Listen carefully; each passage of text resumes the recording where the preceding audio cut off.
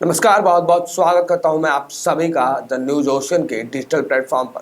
आज की हमारी यह बड़ी खबर देश के अगले राष्ट्रपति से जुड़ी हुई आ रही है।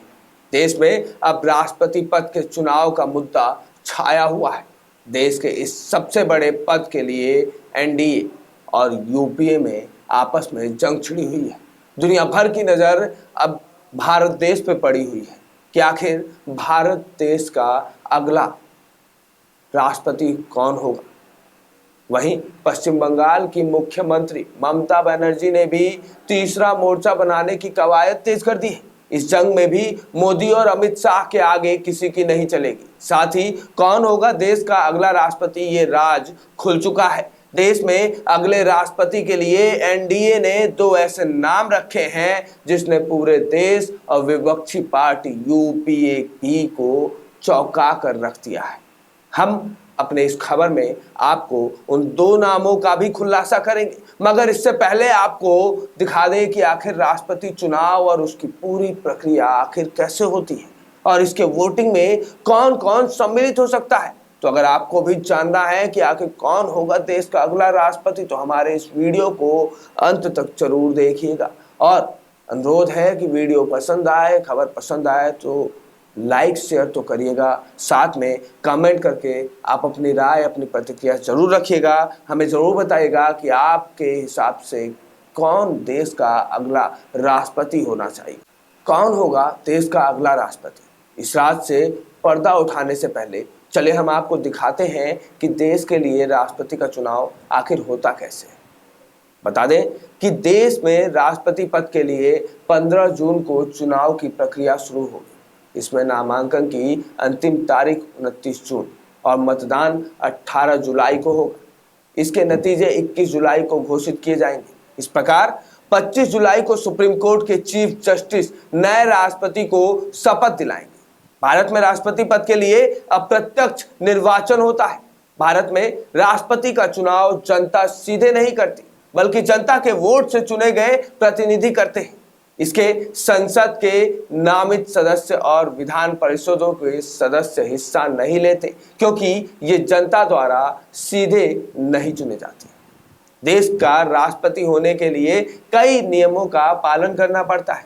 राष्ट्रपति पद के चुनाव में कई चरण होते हैं। इसका पहला चरण योग्यता है। राष्ट्रपति पद के लिए एक उम्मीदवार को चुनाव लड़ने के लिए अनिवार्य रूप से भारत का नागरिक होना चाहिए, 35 वर्ष की आयु पूरी करनी चाहिए, साथ ही लोकसभा का सदस्य बनने के योग्य होना चाहिए। योग्यता के बाद दूसरा चरण आता है नामांकन का। राष्ट्रपति पद के उम्मीदवार को अपना नामांकन दाखिल करना होता है। इसके लिए 15,000 रुपए से अधिक जमा करने होते हैं और 50 प्रस्तावकों और 50 समर्थकों की एक हस्ताक्षर की हुई सूची जमा करनी होती है। प्रस्तावक और समर्थक राष्ट्रपति चुनाव 2022 में मतदान करने के योग्य निर्वाचकों में से कोई भी हो सकता है। हालांकि नियम के अनुसार राष्ट्रपति चुनाव में वोट देने योग्य व्यक्ति केवल एक ही उम्मीदवार के नाम का प्रस्ताव या समर्थन कर सकता है। राष्ट्रपति चुनाव के दौरान मतपत्र पर सभी उम्मीदवारों के नाम होते हैं और वोटर अपनी वरीयता को 1 या 2 अंक के रूप में उम्मीदवार के नाम के सामने लिखकर अपना वोट देते हैं। ये अंक लिखने के लिए चुनाव आयोग पेन उपलब्ध करता है। यदि यह अंक किसी अन्य पेन से लिख दिए जाए तो यह वोट अमान्य हो जाता है। वोटर चाहे तो केवल पहली वरीयता ही अंकित कर सकता है। सभी उम्मीदवारों को वरीयता देना जरूरी नहीं होता है। विधायकों के मतपत्रों को राज्यवार इकट्ठा कर उसे वरीयता पाने वाले उम्मीदवार की ट्रे में डाल दिया जाता है।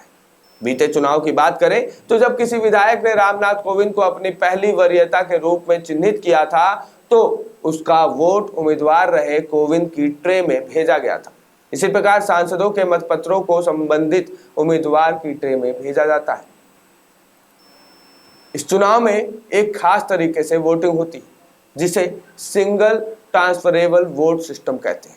यानी वोटर एक ही वोट देता है, लेकिन वह तमाम कैंडिडेट में से अपनी प्रायोरिटी तय कर देता है। यानी वह बैलेट पेपर पर बता देता है कि उसकी पहली पसंद आखिर कौन है और दूसरी तीसरी कौन होगा।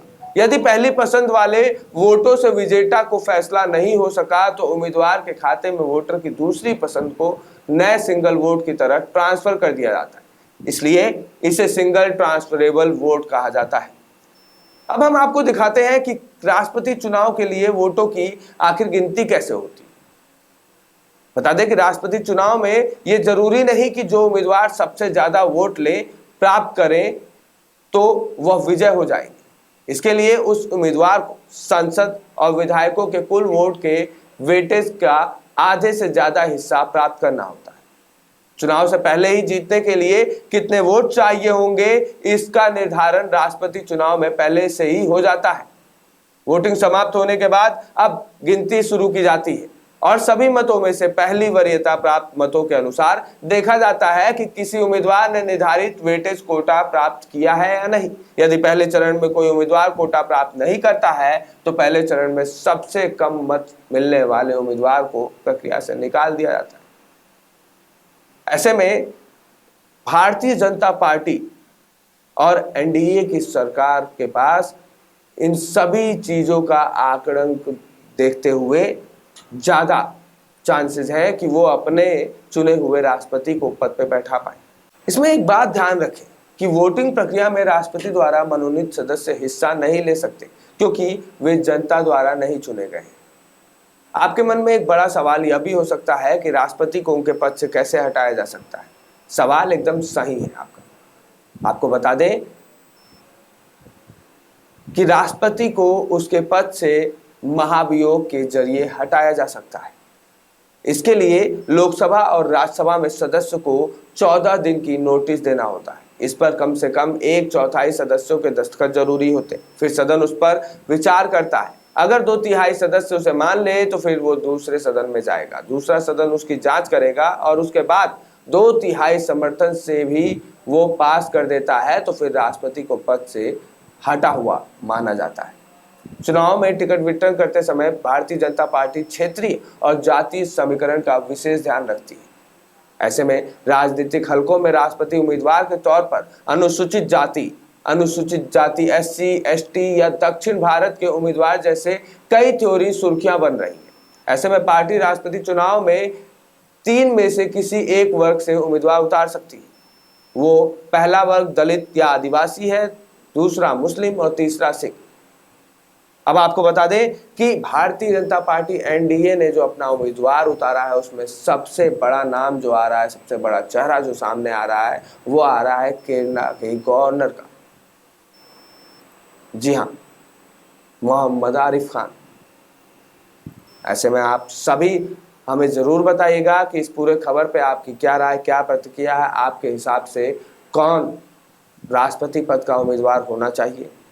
और इस खबर को ज़्यादा से ज़्यादा लोगों तक शेयर करेगा ताकि सच्चाई ज़्यादा से ज़्यादा लोगों तक पहुँचे। ऐसे ही खबरों के लिए बने रहिए हमारे साथ और द न्यूज़ ओशियन के डिजिटल प्लेटफॉर्म पर। धन्यवाद।